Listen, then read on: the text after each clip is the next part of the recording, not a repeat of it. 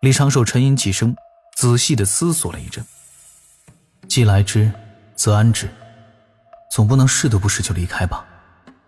于是李长寿的指导人驾着云，在直径千里的云墙中来来回回地飞了几遍，没有任何危险，同样也毫无所得，连半个礁石都没能找到。哪怕是难得一见的天然阵势，这里也该有入阵之处才对呀。在仙路四翼坑蒙拐骗中，在阵丹气符4个方面，李长寿在阵法之道上沉浸最深，也正如此，他才能看得出来，此地阵法之高明，已经远超他对阵道的理解。这才是真正阵法高手所布的大阵啊！三霄之中，必有一人在阵法之道上造诣极深。不过这个跟自己也没什么关系，也就是随便赞叹一下，表示对三霄娘娘修为的敬佩。李长寿在海面上沉思了片刻，很快就想出了办法。他不能直接喊人教小法师前来拜见，此时这一具指导人是南海海神专用皮肤，在此地直接暴露也会有些许麻烦。现如今呢，自己3条主要的人设路线已经是十分的清晰了。南海海神，海神教教主，足智多谋老神仙形象，玉帝今后的智囊之一，有人教背景。还有一个形象就是人教小法师，中年道者形象，以自身真实修为在外行走，为兜率宫办差做事的专用马甲，主要是跟在大法师身后瞎混。还有一个身份就是普通门渡仙门的普通弟子，这是李长寿的最深伪装。其他的像洗龙案的冷面老道啊，渡仙门遭劫时洪荒无名自爆艺术家啊，那些都是用过一次就立刻淘汰的形象，不会再登场了。想要登上三仙岛，确实是要花费一些心思。还好李长寿此前就做好了准备，他先朗声喊了一句，将声音传播范围控制在云墙之内。三仙岛的道友可在家中？自然是没有半点回答了。李长寿不急不缓，在袖口摸出了一摞纸人，随手撒出，化作6道身影，男女皆有。只见2名身穿短衫的青年男人各自拿着一只唢呐，2名身着素净长裙的女子拿出了2只铜盆，取出了俗世上坟常用的纸钱，在铜盆中点燃。他们跪在铜盆前，拿着手帕开始哭哭啼啼的。又有2名白发苍苍的道者，一人拿着摄魂铃，一人拿着木鱼，摇摇晃晃，敲敲打打，各自口中诵往生咒法。李长寿长叹一声，2指人吹响了唢呐，仙力加持之下，极具穿透力的凄凉乐声响彻云墙各处。这一招十分的有效，就是容易被打一顿。不过片刻，李长寿就听云墙中传出了一声轻斥，是一个有些稚嫩的少女嗓音。你是何人？在这里搞这些做甚？这也太不吉利了。云雾流转，一名身着淡黄短裙的少女踏步而来，薄怒微嗔，瞪着这慈眉善目的清瘦老者。李长寿立刻抬手，6名纸人停下动作，定格在原处。紧接着李长寿长长一叹，用苍老的嗓音言道：这里可是三霄仙子的道场，三仙岛。你既知道还敢在此地撒野？这名少女轻哼了一声，若非看你是老者模样，三娘娘赐给我的鞭子现在已经打出来了，还不快走，真是晦气。李长寿叹道：唉，我万里迢迢来此地，所谓也就2件事。第一件事便是来此地为功名道友悼念一二，既三仙岛不允，那我这就离开便是。言罢，他袖袍鼓荡， 6只纸人恢复成原本的模样，跳回了他的袖口中。你胡说什么？少女顿时怒了。我家大老爷好得很，何须你悼念？呸呸，乌鸦嘴。唉，虽然现在还是好的，但马上就要有一场劫难了。啪的一下，少女拿出一支短鞭，骂道：你再乱说半个字，我今日非要教训你一顿不可了。我何曾乱说呀？哎，你家琼霄娘娘是否不在岛上？少女顿时一愣，又道：是又如何？说不得你在哪儿见到过，想让我就这般带你去岛上，门都没有。既然如此，不如你我打个赌。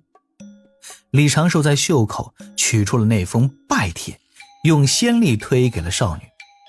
我就在此地等着，你可以将此物拿给岛上能主事之人看一看。若他们决定不见我，我立刻就走，绝不回头。少女顿时面露狐疑，将布帛拿在手中。李长寿又道：只是让你家主事之人看看这封信罢了，对你们三仙岛又没有任何损失。但若是再迟一步，功名道友怕是真的要出大事了。你再乱说！这少女一甩短鞭，骂道：好，我今日便让你死心。你在这等着，稍后我家娘娘如何训我，我就回来如何训你。言罢，少女转身回了云墙之内，身形只是走了2步就消失不见了。李长寿敏锐地捕捉到此地灵力运转出现的微弱变化极为复杂，但是刚才这位少女……李长寿沉吟2声，心底泛起了少许狐疑。从对方的表现来看，不是三霄点化的侍女，就是三仙岛上修行的生灵。可是莫名的，这少女给自己的感觉有点不太对劲儿。天仙的修为，毫无破绽的口吻，有些娇蛮的性格，还有那乖巧的面容，玲珑有致的身段，都给李长寿一种很熟悉的感觉。这种感觉就仿佛我在给我自己的指导人做一些外貌性格上的设定。不错，这个少女给我的感觉就是太模板化了，就像是演出来的，演技滴水不漏，细节也算满分，可惜就是差了一点情绪带入。李长寿的心底暗自警惕，却继续在此地一动不动地站着，随时准备自扬。片刻之后，云墙再次开始出现变化。那位少女匆匆飞了过来，见到李长寿之后，那眼神有些怯弱，又带着几分惭愧，对着李长寿欠身行礼。少女立刻道：前辈，是我有眼不识泰山，不知您这是化身。我家大娘娘正在闭关，不敢叨扰，但是三娘娘已经看了你的书信，请您入岛一叙。前辈请跟我来。李长寿点点头，不动声色地跟在少女身后。这一次入内，前方的云雾渐渐生出变化。李长寿原本飞在海面上，却不知何时脚下出现了一条蜿蜒小径。踏足其上，深州云雾顿时渐渐退去，他已经是出现在了一座灵岛的边缘。这里就是三仙岛。他试图用仙识查看周遭，但是此地有某种阵势，让他的仙识只能在深州3丈，无法展开。那少女前方引路，带着李长寿沿小径七走八拐，走到了一处雅致的院落前。少女推开院门，低头道：前辈请自行入内，我家三娘娘就在此地等你。李长寿温声道了一句：啊，之前多有得罪，还请仙子勿怪。没事的没事的，您请。少女连忙摆手，低头快步离开。李长寿似乎全然没发现什么一般，迈步进了院门。心底却是一叹。刚走了几步，一抹云雾不知不觉地缠绕在他身周，紧接着李长寿一个晃神儿，不知不觉地走到了后院。面前是一处灵气氤氲的宝池，池内水声清响，有一道倩影正背对着李长寿，坐在水池中静静梳理着长发。场面自然是不可描述了哈，这个画面也肯定不让播，也肯定不让讲，讲了一投诉就肯定被封。但是李长寿的心底是十分淡定，甚至只有一个念头：哇，这么好的背，不拔个火罐真是可惜了。那正在梳理长发的倩影突然发现了什么，略微一扭头一看，随后便是一声尖叫。他转过头来，面容却是奇丑无比，生得血盆大口，倒瓜子脸，简直是比如花还要16姐。这女子大声呵斥：无礼之徒，你看了我身子，你得娶我。李长寿一言不发，默默抬手，一掌拍在自己额头，身形立刻向后仰倒，躺在地上一动不动。指道人身上的仙力也在迅速消散，身形化作了半尺高1寸厚的纸人。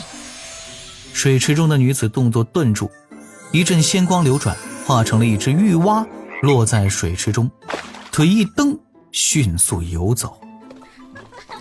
就听得一阵大笑从墙外传来，刚才引路的少女翻过墙来，笑的是花枝乱颤。竟然被吓死了，这到底是谁的化身啊？道心竟然这般脆弱。哼，我后面安排了那么多环节，洞房花烛都给你们准备好了，当真便宜了你这倒霉老道。突然间一缕叹息在这少女身后响起。哎，道友，我是真有要事求见令姐。正大笑的少女顿时一愣，头一歪，看着地上的纸刀人，只见这坏掉的纸人被直接推开，又一只纸人跳了出来，身形摇摇晃晃，迅速化作了刚才慈眉善目的老神仙，满脸无奈地看着眼前这位少女。还请碧霄仙子代为通传一声。这位云霄娘娘真不好见，这个碧霄仙子也是真的皮呀。看纸人下方又窜出一只纸人，碧霄立刻收起笑意，冷哼一声：大胆贼子，还敢用化身戏耍本仙。言罢，碧霄抬手甩出一道微弱的仙光，不等李长寿多说，将他这具纸道人直接放倒。李长寿手疾眼快，被仙光砸中之前已经甩出了一只画轴。碧霄并未真的伤他，只是将李长寿的这具老神仙皮纸人推倒在地，准备继续调戏。但是那布帛迅速打开，碧霄也低头看去，忍不住眨眨眼。其上画着赵公明、琼霄与李长寿在南海海神庙后堂相见的情形。画中的人物栩栩如生，赵公明英武豪气之面容身形，琼霄仙子文静中带着几分狡黠的笑意，完全抓到了神髓。这就是李长寿为了打造白眉老后系列镇教之宝时所磨砺出的精湛工笔画技。碧霄禁不住小声嘀咕：你真是大哥的好友啊。随后他看着地上躺着的李长寿，又略微皱眉，叹道：打都打了，为了不被大哥和两位姐姐责骂，也只好将你本体找出来打杀了，再火势灭迹什么的了，你可别怪我啊。仙子不用这般较真，不用这般较真。李长寿连忙开口，虽然知道碧霄大概率只是开玩笑，却也不得不谨慎一些。这毕竟是三霄，上头红眼，怒气值满了，面对圣人老爷都敢出手，还有啥事儿做不出来啊？言说之中，李长寿的纸道人先恢复成纸人模样，将最外层的一层纸撕下，损失少许仙力，却将碧霄的禁制一同破解。这也算是纸道人的一点应用小技巧。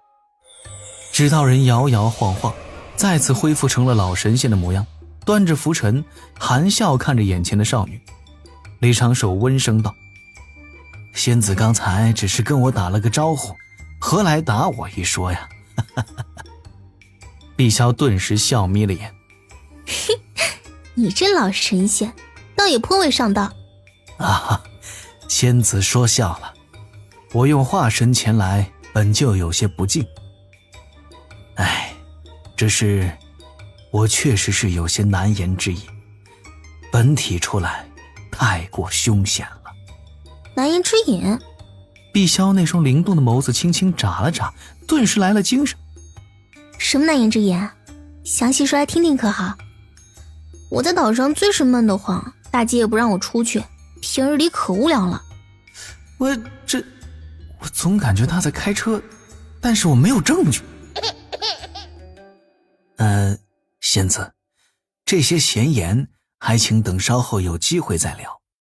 我今日前来当真是因为功名道友与琼霄仙子之事，可否请仙子将我此前的拜帖让云霄仙子过目一番？碧霄哼了哼，有什么事儿找我不一样吗？找你？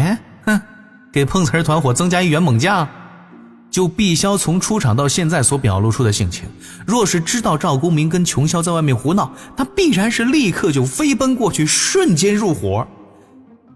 当然话不能这么说哈，要注意语言的艺术。李长寿温声道：找仙子您自然是也能解决，但这一次所涉及之人，一位是仙子的大哥，一位是仙子的姐姐。仙子您若是贸然出手，岂不是会被他们事后怪罪，再以大欺小？